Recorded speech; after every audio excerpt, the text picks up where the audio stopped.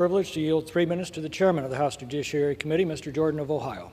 Gentleman is recognized. Thank the gentleman for yielding. Mr. Speaker, since Joe Biden took office, 5 million illegal border crossers encountered, 2 million illegal aliens released into the country, another 2 million, over 370,000 unaccompanied alien children have been encountered on the border, and the Biden administration has lost track of 85,000 kids, 85,000 of that number, and nearly 200 on the terrorist watch list have been encountered on our border. And at midnight tonight, it gets worse. It gets worse tonight. And here's the kicker. Here's the kicker. It's all been done intentionally.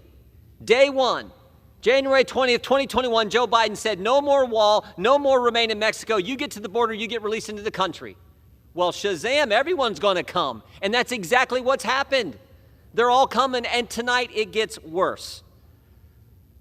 And it was done in premeditated fashion, deliberate fashion, purposeful. It was all done intentionally, which is I cannot figure out why they would do this. And who seized on this? The cartels.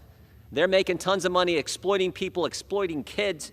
It's terrible. This bill, strongest immigration enforcement legislation in modern times, does all kinds of good things on E-Verify, visa overstay, parole authority, the Flores decision, unaccompanied alien children, the asylum reforms. But the best part of this bill, the key component of this bill, is where we say, if you come to our country, you will get to, according to the law, file your asylum claim. We're going to follow the law. But you will be detained or you will be returned while your claim is adjudicated. We change the incentive. If you don't do that, you never solve this problem. That's what this legislation does. And I want to thank the leadership of our conference, the speaker, the leader, the whip, the conference chair. I want to thank the staff.